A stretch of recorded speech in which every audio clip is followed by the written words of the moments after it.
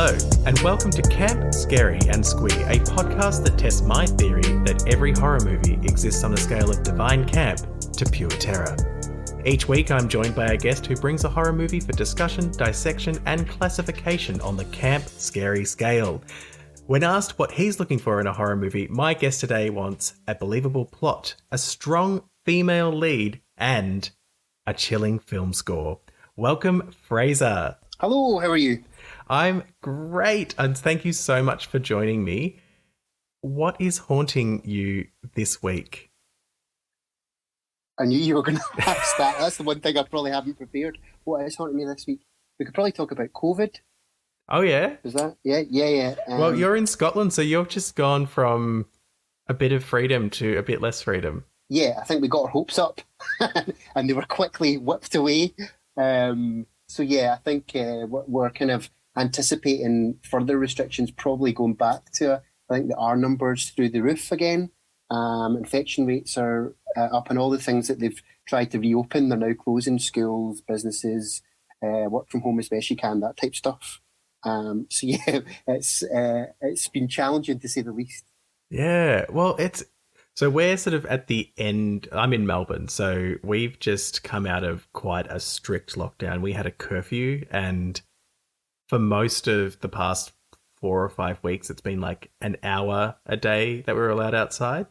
It was extended to 2 hours like a week ago, and now we're sort of stepping out of it. So the curfew's been lifted. We can go out after 9 p.m, which is very exciting because I live in an apartment and I have a dog, so her timing her toilet times was becoming quite a struggle. Like, this is your last chance, Stella. Use it well. But yeah, it's been something that's probably haunting everyone in the world at the moment. And to varying degrees, of course. I mean, I think if you look at the rest of Europe, Spain came out of lockdown, now straight back in. Italy out of lockdown, straight back in. France the same. So yeah, I think we've been about 4 weeks behind the curve of the European countries, and again, not much has changed, and we don't seem to be learning much, from their experience either. To be fair, yeah, but it won't last forever. We need to keep reminding ourselves that. Yeah, that's right. Like, we're coming out at the other end now, and I feel like it's good. It's good to sort of focus on there is an end point. There's like an end that's coming in terms of being trapped in our homes. I'm going to give you the honours. I'd love to know what film you've chosen for us to discuss this week. Again, I think we discussed prior to this that, I have to say, of all the film genres, horror's not necessarily at the top of my list, but it's a film I've rated for, as long as I can remember the first time I watched it. I've seen it multiple times since, and it's John Carpenter's Halloween. Yes, and so some quick stats on Halloween. It is released in 1978, written by John Carpenter and Deborah Hill, and directed by John Carpenter, as you said. And starring, so top billing goes to Donald Pleasance, Jamie Lee Curtis, PJ Soles, and Nancy Loomis. And the film grossed $70 million on a $300,000 budget, which is, phenomenal, like such a huge amount of money for a film to be making. And the IMDb description, which is the all-important, tells us what we're expecting. 15 years after murdering his sister on Halloween night 1963, Michael Myers escapes from a mental hospital and returns to the small town of Haddonfield, Illinois, to kill again.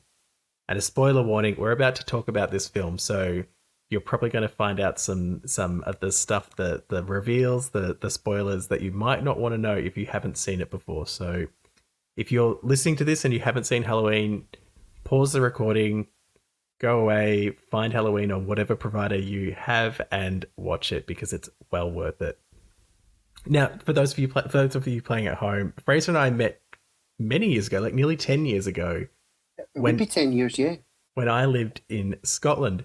And it's quite funny because you have this deep love of film. And while you say horror isn't a genre that you love, I think a lot of the films that you love often fall somewhere in the horror genre because you love Alien, you love Halloween, these kind of big blockbuster films that, while maybe not billed exclusively as horror, like Jaws is another one, they have horror elements, they have suspense, they have scares, And I'm wondering, sort of, what is it that you love about these kinds of films? But again, if we look at the top three, I mean, maybe not Jaws. Well, actually, Jaws you could say is a strong female lead because she is a female shark. That's a bit of a stretch. I'll give you that, but certainly, one I mentioned was Alien. So you've got Sigourney Weaver playing Ripley. Another I would say, is in that kind of isn't it a horror movie is Terminator. So you've got Sarah Connor, played by Linda Hamilton. So again, that really strong female leads tends to be a bit of a theme. Really often a good soundtrack, and that believable plot. But again, that evaporates when you talk about a shark that follows people around over 4 films. When you've got aliens and folk traveling back in time, it begins to be a bit of a stretch. But certainly from a horror perspective, if it's going to freak me out, if it's going to, I'm going to have to sleep with the light on for the next 2 weeks. To me, it's got to be believable, and I think that's maybe where a lot of the horror movies that I would class as a horror movie in its purest sense falls down for me. I kind of think, what a lot of nonsense. It's not my cup of tea. So for you, Halloween. I was going to say for you, an enduring classic. I think they'll watch Halloween 100 years from now, and I think it will still creep folk out. That's how much of a fantastic film it is. It's ageless, if that makes sense. Yeah, no, absolutely. It is a classic. Many people talk about Halloween and Jamie Lee Curtis as this iconic scream queen and one of the real originals because she's so enduring. She's been in this franchise for so long, and it has I think because they're making another film, it's soon going to be 9 films that she's been in since 1978 to current. There's another 2 to be released, and I think due to COVID that might be sketchy, but they're released within very quick succession. So I think it's maybe 4 or 6 weeks apart. And then that's, as they say, the end of the franchise. I don't think there'll ever be an end of a franchise. I think they'll continue to reimagine the Halloween franchise in some regard. There's obviously been remakes, etc. Yeah, I think it's such a good movie. It's allowed, and let's be honest, some of the remakes, or not the remakes, but the sequels rather, are pretty ropey. So it's gone through a bit of a difficult journey. But I think when I went to see the recent one, Halloween, and again, Jamie Lee Curtis features, and actually it wasn't too shabby, to be fair. I don't think it's quite as loyal to the original as it could have been. But yeah, I think that in and of itself, I think there's been so successful, and it's led to is that people for the same reasons I like it must like it in the same way. It's loved, actually, I think, amongst the horror community, and for good reason. If we get into the film, I thought one of the things we could talk about first, and I'll try and talk through it in terms of the order of what happens, but this film opens in a way that we have this extended opening credits sequence. So before we've seen anything, before they set up the film, the opening credit sequence really leans into the music that they're using. And John Carpenter wrote all of the music for this on his own, I think using a synth, which is incredible. And this opening music is it sets the tone in terms of this really sinister kind of thrilling film that's going to kind of hit you in that mark. There's these clashing notes, and it kind of, that opening sequence of all of these jack-o'-lanterns in fact it's this jack-o'-lantern, it's kind of this slow pan into the camera. It's slowly zooming in, getting bigger and bigger. And it kind of, for me, watching that, and I was quite young when I watched this for the first time. So rewatching it now, I look at that and I just think that really primes you for what you're about to experience. How does the music sort of open this for you? Does it have that kind of impact? I defy anyone to listen to the sound score in isolation and not be creeped out by it. It is chilling. It's he's incredibly talented, and I think without the film score, it wouldn't be half the film. The film score is essential to building the tension and getting you to the point where you're kind of you're uneasy. And again, I challenge anyone to listen to it. Maybe start at 12 noon, so it's nice and light, and then work up to watching it at 12 midnight. But yeah, it creeps me out to this day. It really is a chilling, chilling soundtrack. Well, it's a soundtrack that when you watch horrors, like modern horror, you hear the kind of the style of it is like people are always trying to capture it, particularly in these kinds of slasher films where it is that you know, and this came from Hitchcock, who famously had the sort of sharp violins lined up to the stabbing of the knife, and so you never had to see the stabbing, you just had to know, like the music told us what was happening. And this really sort of harkens back to that, but innovates it and makes it even more kind of sinister and bigger. And the music, I think, for this film is a really defining element. And it takes us to this opening shot, which I think it's a 4 minute long point of view shot. And I must admit that when I first saw this film, the sort of reveal at the end of this 4 minutes was already spoiled for me. So I knew what was coming. But so did you, the first time you watched this, did you know that that was Michael Myers as a little boy walking through? No, and I think, to be fair, I don't think I ever saw the full movie, and I saw bits of it as as someone in their maybe early teens. So you're kind of seeing snapshots of clips or bits, or I was probably towards my late teens before I saw it in its entirety. I was blissfully unaware of the kind of background that, for me, makes the plot even more believable. This isn't, someone that comes from, I always, poor Freddy Krueger, but I always seem to choose Freddy or Jason of the two I tend to pick on. But for me, I just switch off because I'm just, this is so far-fetched and so unbelievable. But, the plot is based on reality. People who are particularly unhinged, are currently within mental health establishments at the moment, and hopefully receiving the treatment that they require. But there will come a point where someone drops the ball, or procedures haven't been tightened, and something like this will happen again. And that's, to me, what makes it believable. And it's not the kind of Freddy that come up through the bath because you've fallen asleep for 30 seconds. Yeah.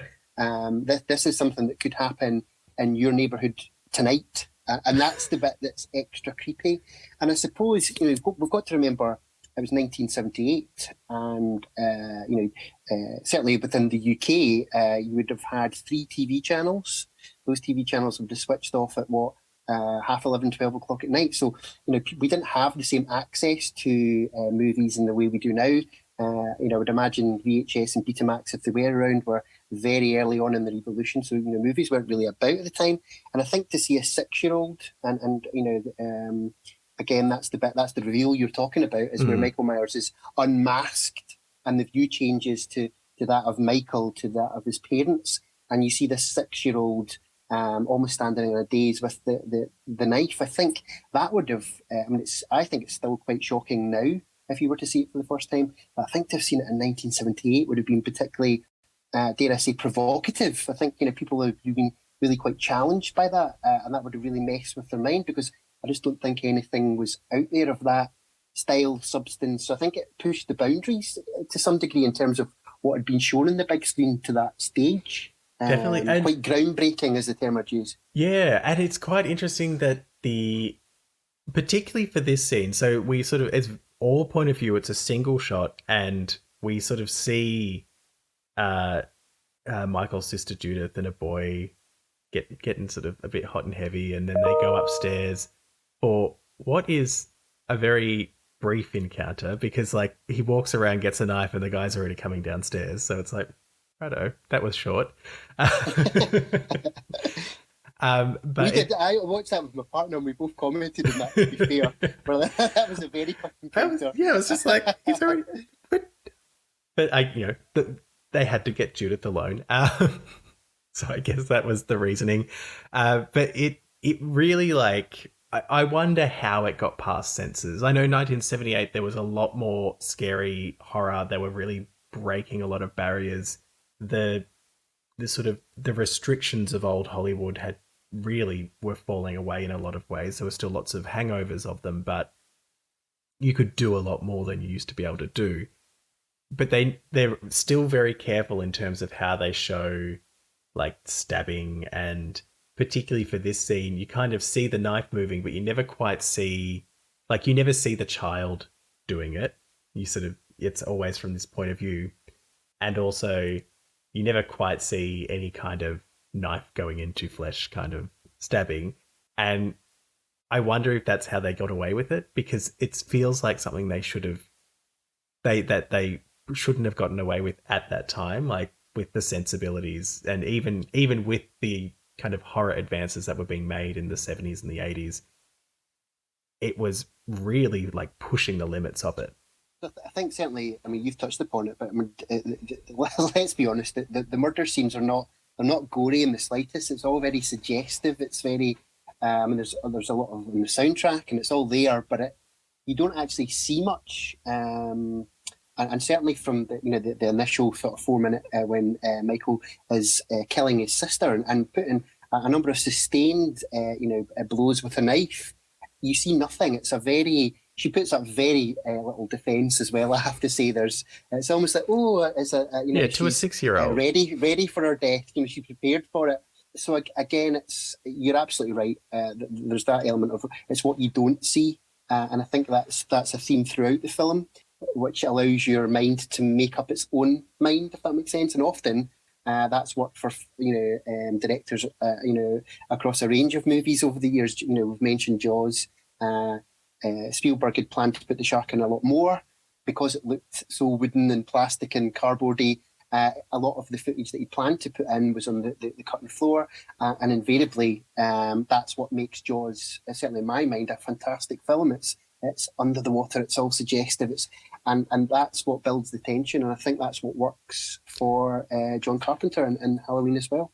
It's quite interesting because, and in previous episodes of this podcast I've discussed this, but often the more you reveal, the more it shifts from terror into camp. So when you get something that's really gory, or like it starts to sort of verge on ridiculous, it starts to be funny, it starts to be silly, it starts to sort of be self-aware and almost making fun of itself. And I think the best scary movies always hold a bit back and give you that kind of, like, let your imagination do the final bit of the work. So again, if we were to try and think of a film that was in the complete other extreme, so again within horror genre, I would maybe think of a film like Hostel or Saw, the Saw franchise. Let's be, frank, they're so unapologetically gory. In fact, they're deliberately gory to, evoke a reaction. I don't find that entertaining. That doesn't. I don't find that scary or on the edge of the seat. I'm kind of probably a bit, that's not nice to look at or appropriate, but I don't find it entertaining.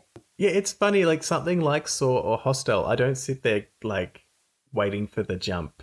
I watch it and I know what's going to happen, and it's almost that thing of, because they often pay off with the, they set suspense and then they pay off suspense, and maybe if they kept a bit of mystery it would be a bit more scary, but it is that kind of gore porn that they do where there's almost a bit and I certainly think in 1978 I don't think that they would have been able to, because I don't think the techniques were quite there, but I think if you'd gone down the gory route it would have made it a bit more of a caricature into film. It would have lessened the tension, because actually you and I would probably do a better job now with a camera phone in 2020 than they would have ever done in 1978 with a ketchup bottle, and you know where I'm coming from. And I think actually the fact that it has meant that it's been a lot, it stood the test of time much more, because the techniques used back then were pretty ropey but of their time. After this initial setup and we sort of get this, Michael Myers is this criminally insane child, we cut to what is present day 1978 with his psychiatrist, Dr. Samuel Loomis, and a nurse, Marion Chambers, as they drive to collect him for a hearing. And I think what's really interesting in this scene is we kind of see a system that he's within, and that system is sort of working through to assess him and to look at, do they release him? And his psychiatrist is very much saying, well, this is a formality. We need to get him there in order to get him locked away for longer.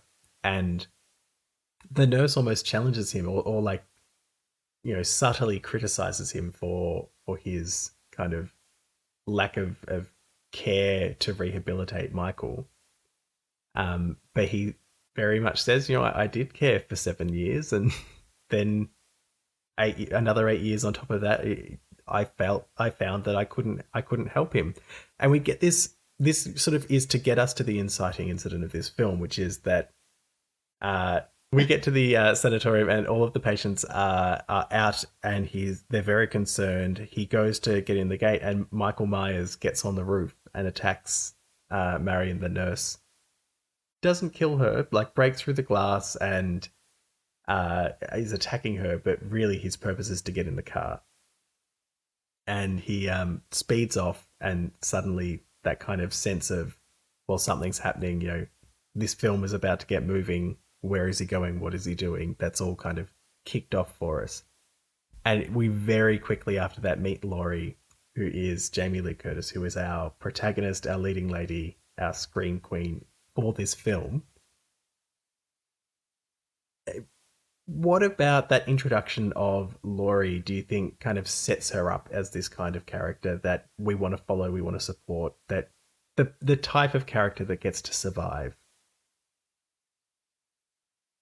Well, again, having done some reading about it, there's the element of, and I suppose I'm kind of skipping ahead slightly, but there's a whole bit of those who have lost their virginity buy it, or peg it at some point during the film, and good old Laurie, who's this sort of very academic, very illustrious, very hardworking, studious character, has kind of broken the mold of some of her pals. She's not smoking pot. She's not, got she does smoke some pot, doesn't she?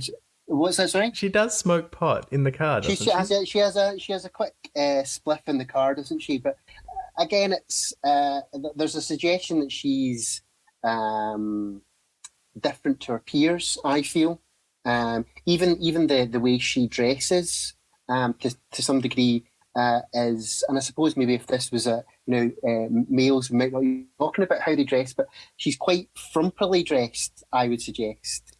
But of course, it's the 70s, whereas I think her other female counterparts are a bit more provocatively dressed, if that makes sense. You certainly see a lot more flesh from her friends throughout the film that you maybe don't see with Laurie. But yeah, there's a curiosity. You begin to almost, you see the child that she begins to, or is planning to babysit later that night.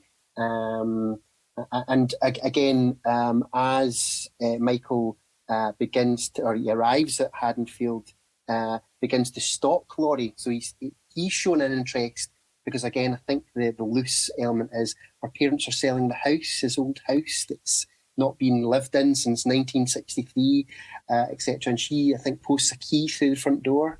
And that's the tenuous link that then means he's now locked his sights on Laurie and plans to, do the deed, so to speak.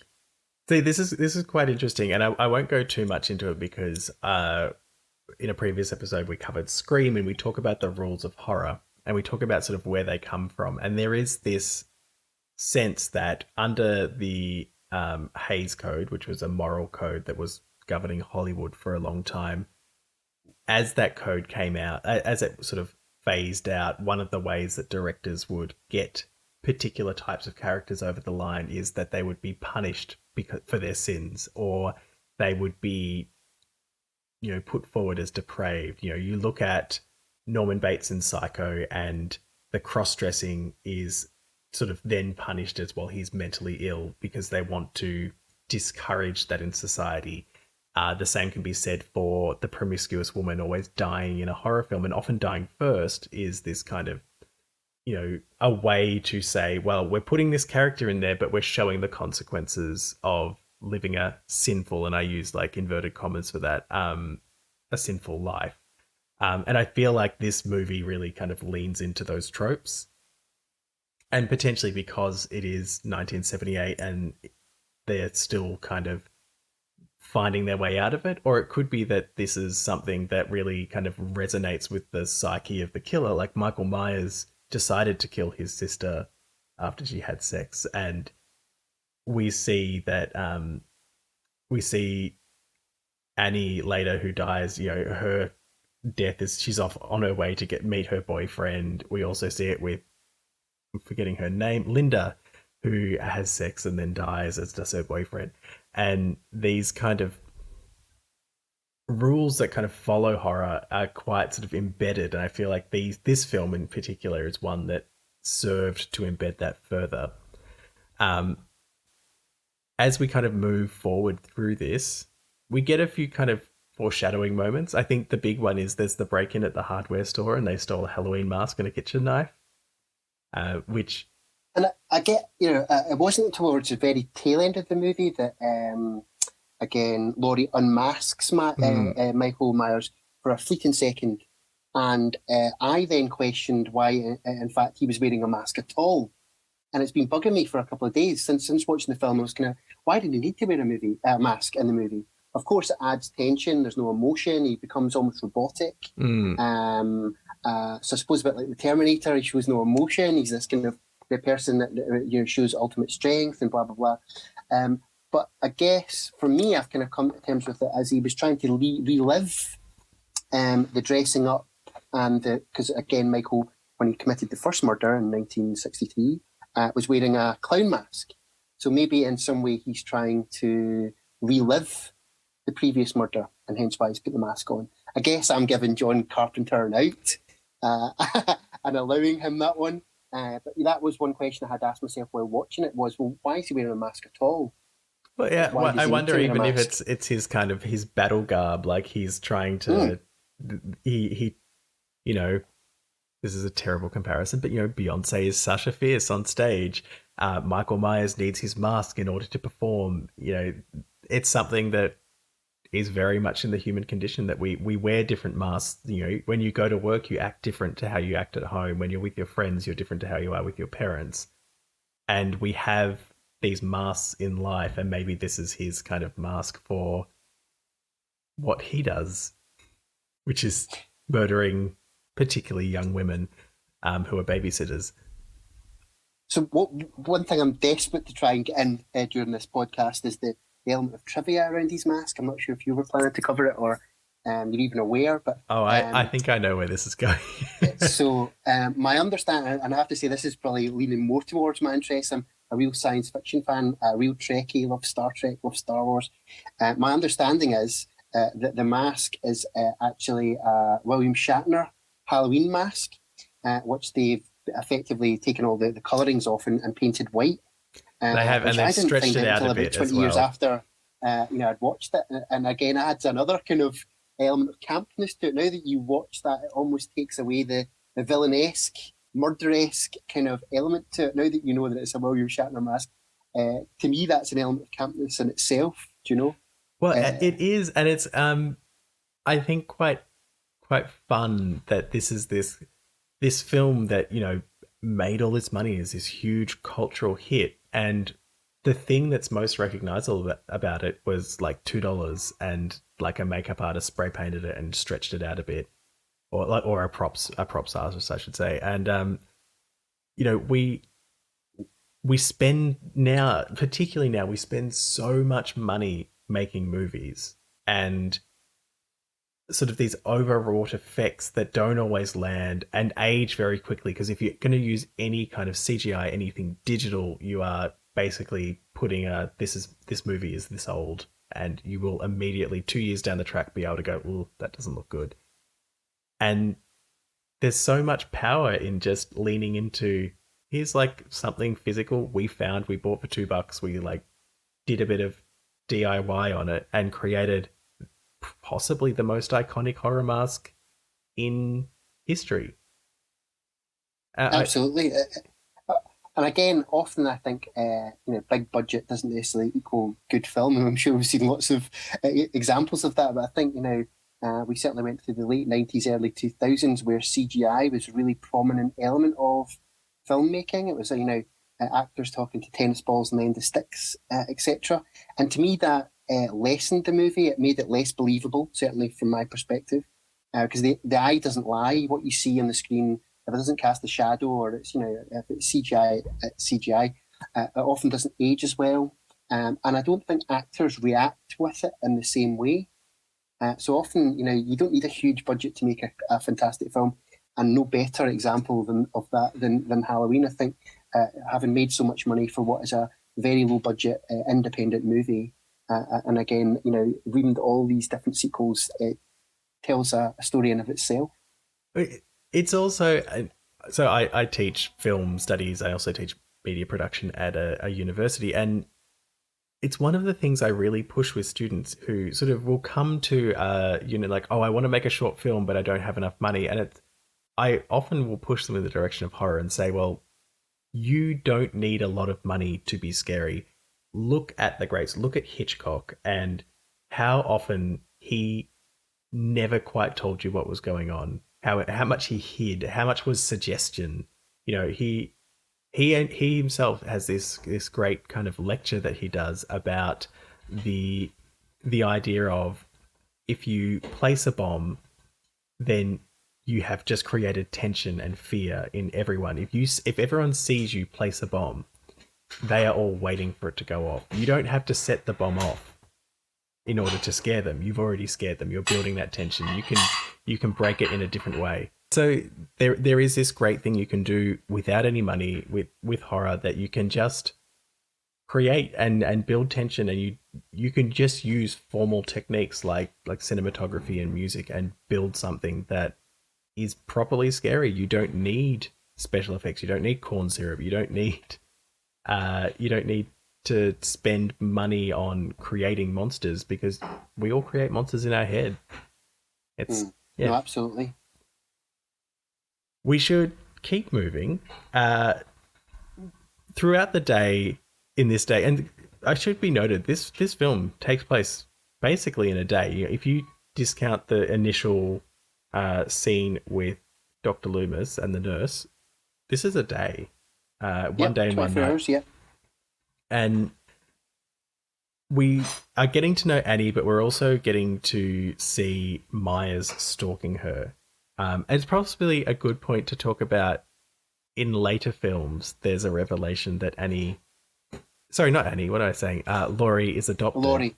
And that she's actually Michael's younger sister.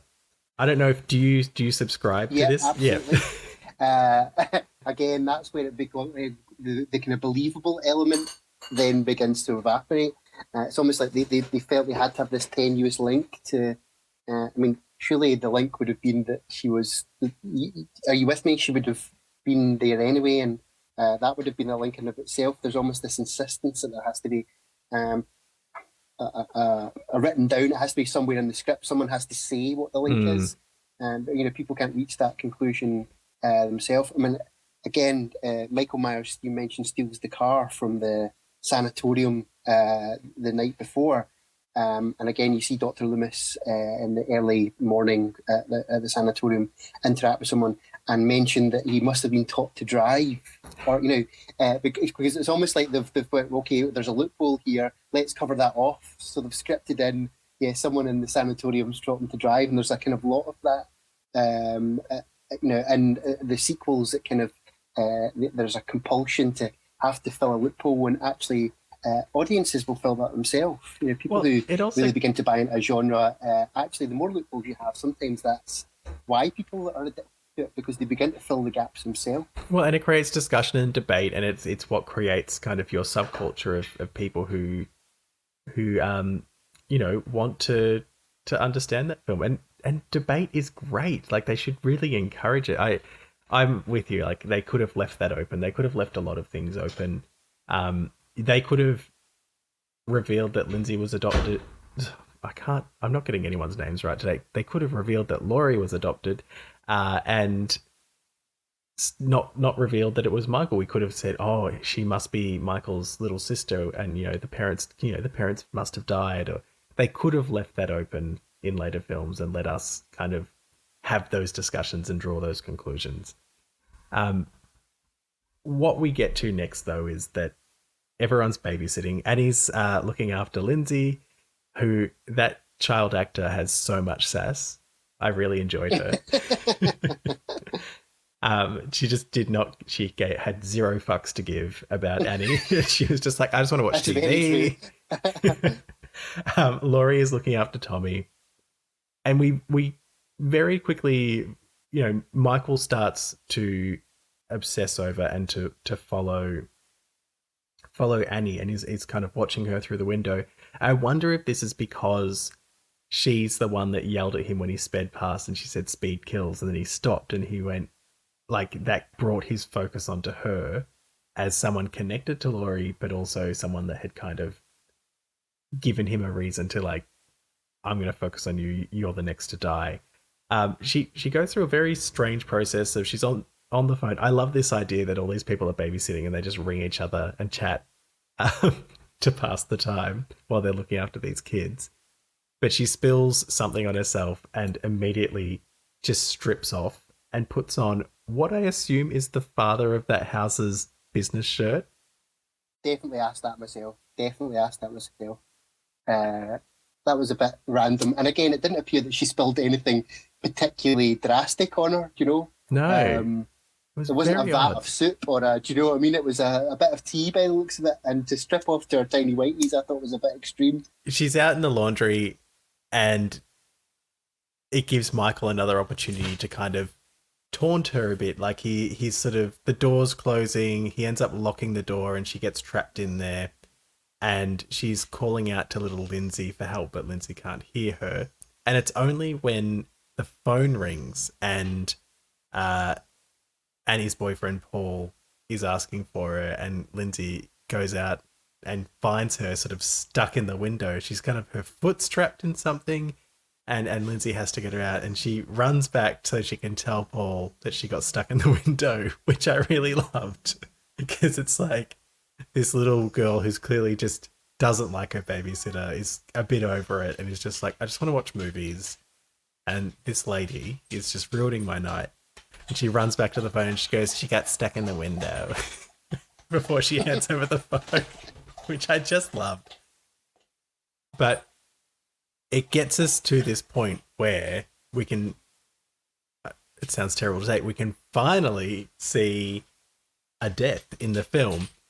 So Annie's going to go pick up her boyfriend. She drops Lindsay with Laurie for the babysitting duties. And when she goes to her car, Michael pops up behind her and strangles her, which personally I found quite interesting because he is billed as a slasher and there are a couple of people that he doesn't stab. Like, he's got this kitchen knife, unless I missed something, but I've seen it a few times and I feel like it's purely a strangling death.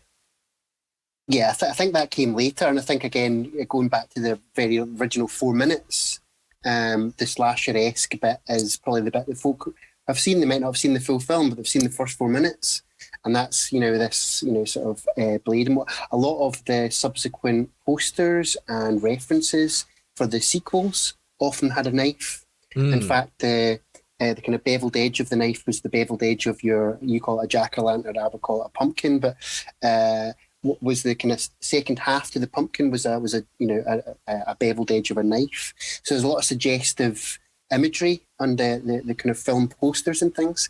But again, if you watch a lot of the sequels, Michael has, and you could attribute it to his mental health, but has significant strength, probably more strength than I hate to use the term normal, but someone like perhaps you and I, in terms of normal sort of body strength, because of his mental abnormality or ill health, he has significant strength, and again is able to overpower quite a strapping young teenage lad. He lifts him by his throat and up to the wall with one arm.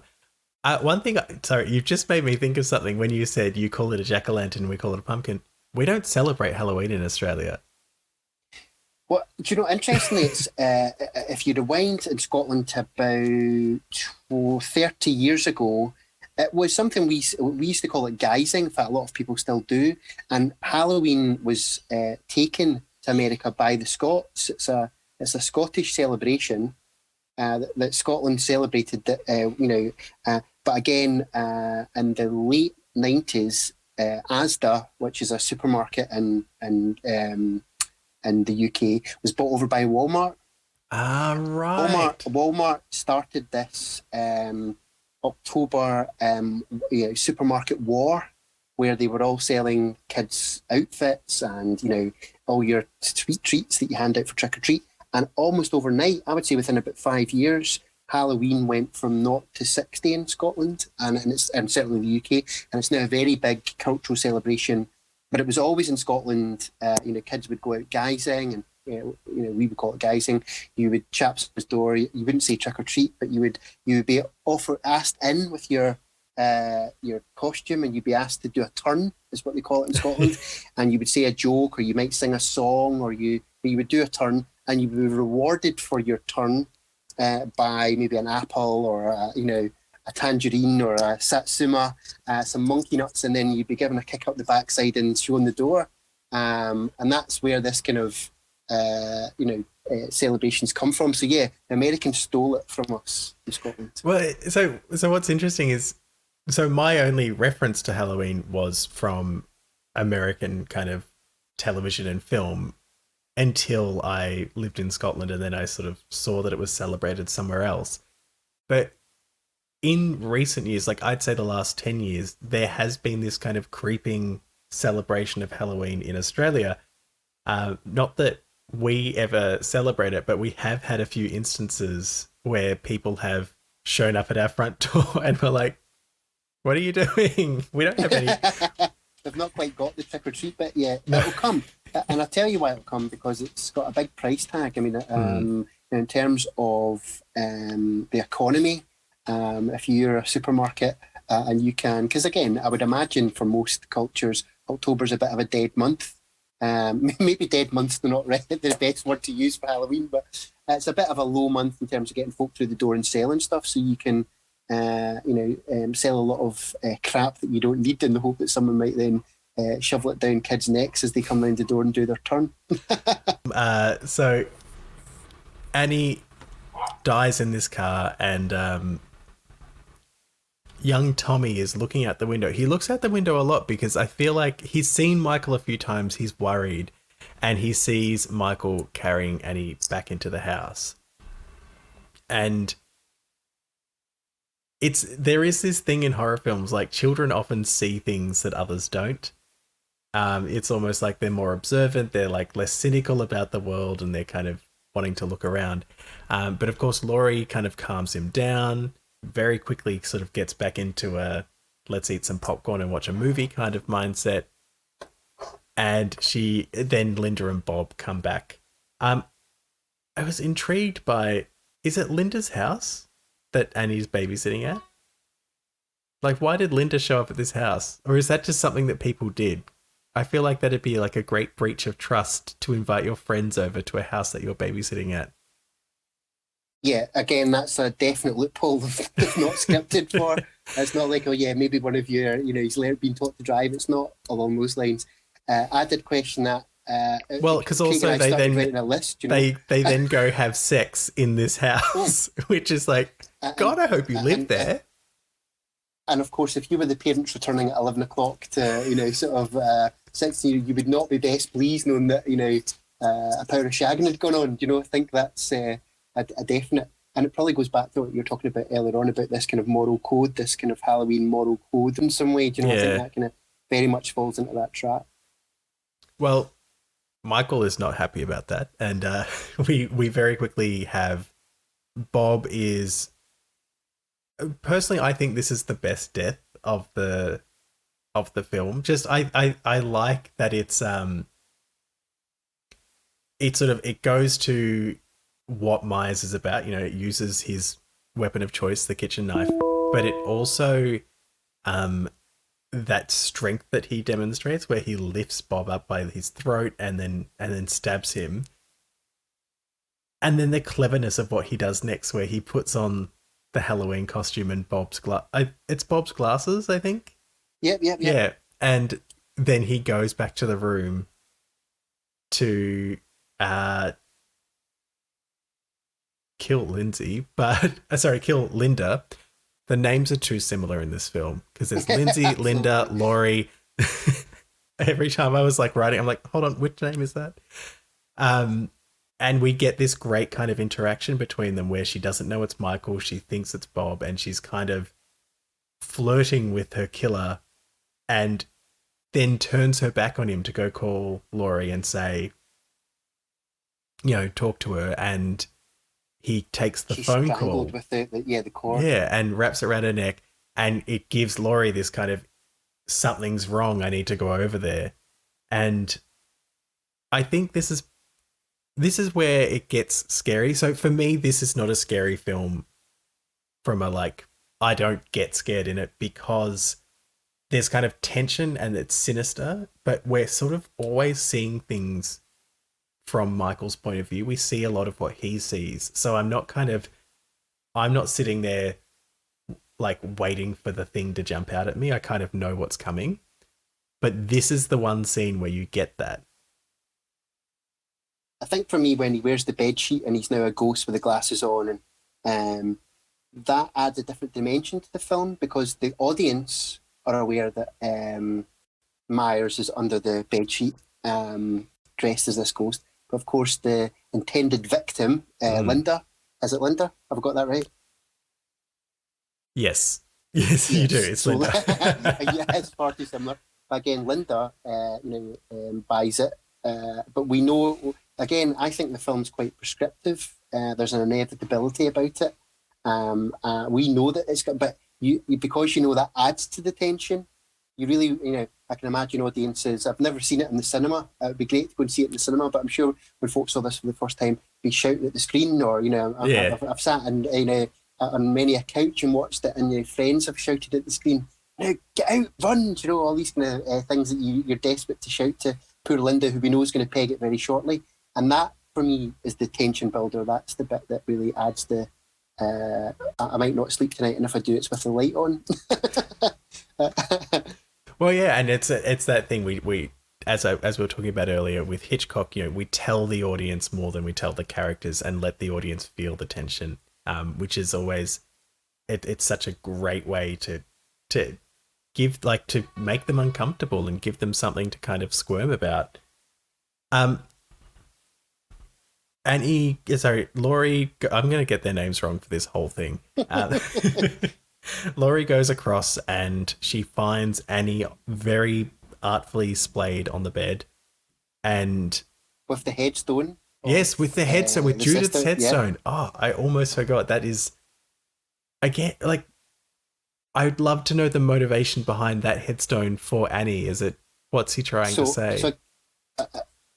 So paint the scene. You've phoned your friend, you've heard her gargle on the other end.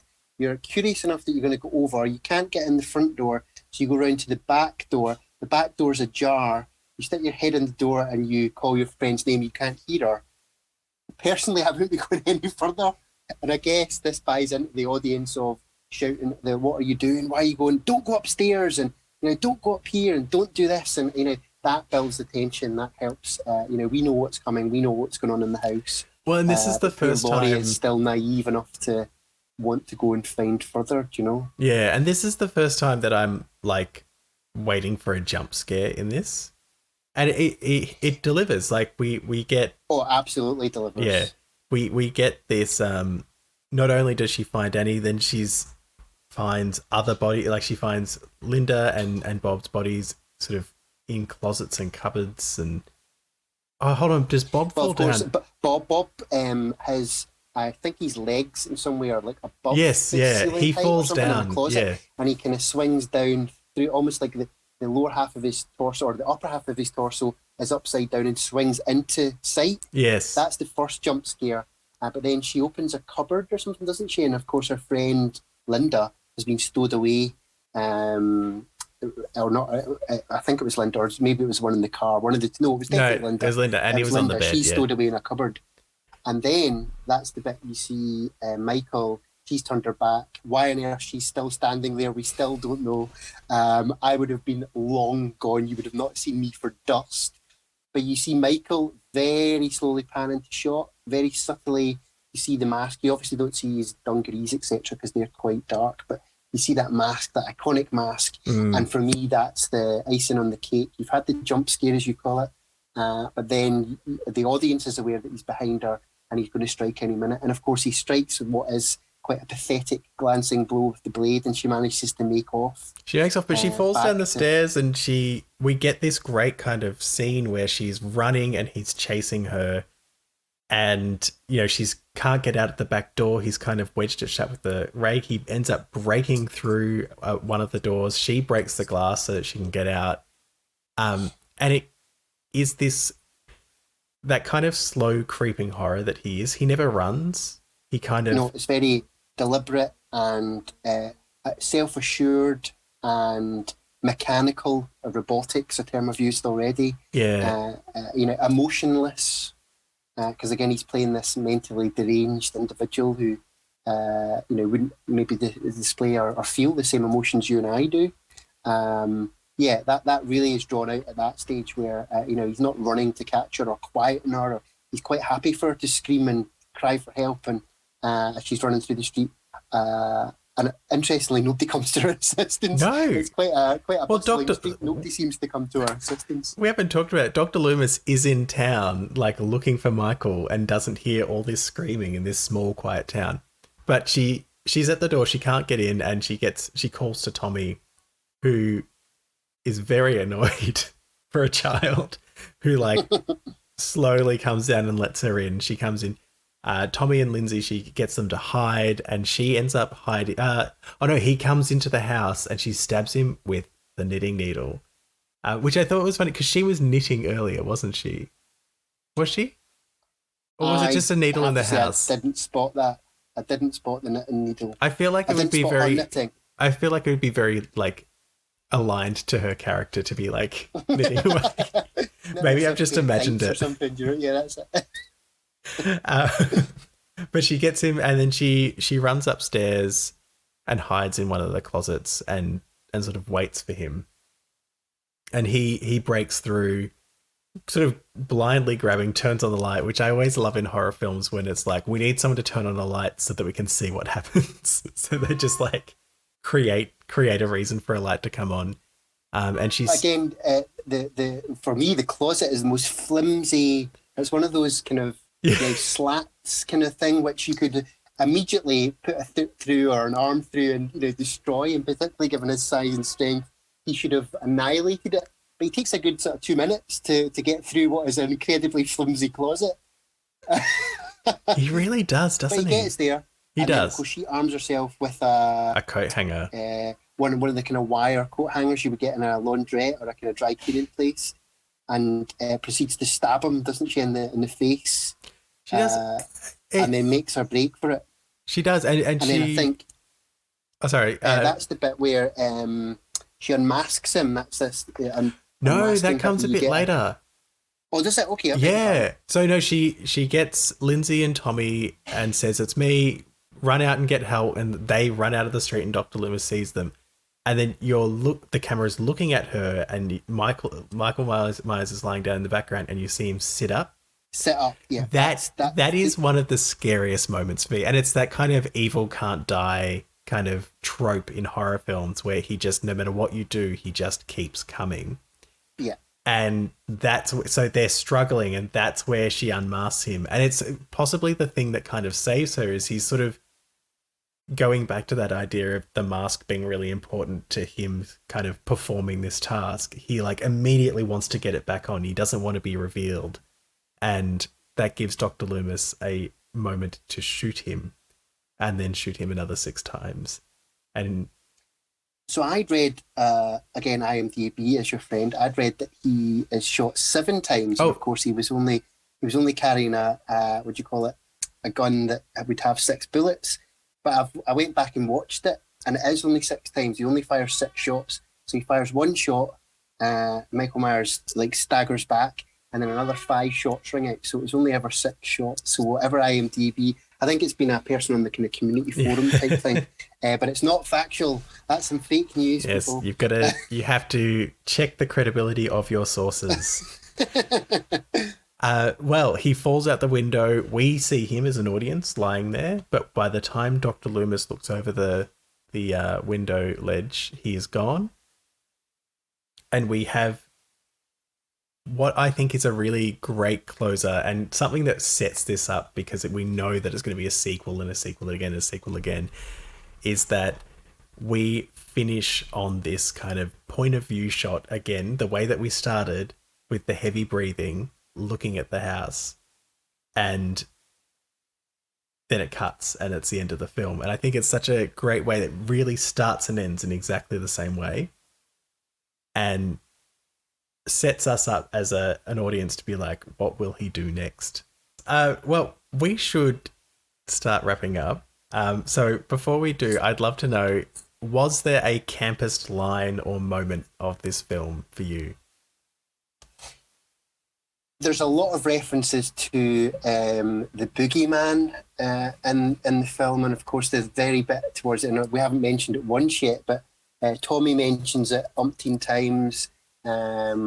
Again, so does Laurie. It's almost that signposting for this, what they hope is going to become this iconic horror movie tagline, and it's actually really corny in my humble opinion. So yeah, that reference to the was that the boogeyman? And then Dr. Loomis, something along the lines of, yes, that was the boogeyman. Or, it's really cringe-worthily kind of ill thought out. It must have taken them about 5 minutes, and I'm maybe being generous, to be fair. That's my camp moment. But I think the children in particular were very camp as like an insertion into this, because there was a bit of like, they were a bit silly, they were a bit sassy. I enjoyed sort of how the role that they played, because there was a bit of, they were aware of things, but they also weren't aware of things. And so they operated in a different place to everyone else and allowed us to have moments of camp kind of humor or silliness. Do you have a scariest moment in this? Yeah, I can't remember the phrase you've coined. What's the phrase you call it, where they kind of jump out the ski moment? The kind of jump scares, yeah. Jump scares. To me, it's that bit where Laurie enters the bedroom, her friend's sprawled out, there's the headstone, and then the boyfriend and his torso, but it's not quite finished. And then at the very end, you know that Michael's just lurking there in the shadows. For me, that's the bit where, again, you would not have seen me for dust. You would have been out of there. Absolutely. Now, the whole reason I have people on this podcast is to classify a film on the camp scary scale. So it's a scale of classification, not a scale of value. So the numbers are purely to show where it lands on that scale. So it's from divine camp to pure terror. Where do you think this film lands for you?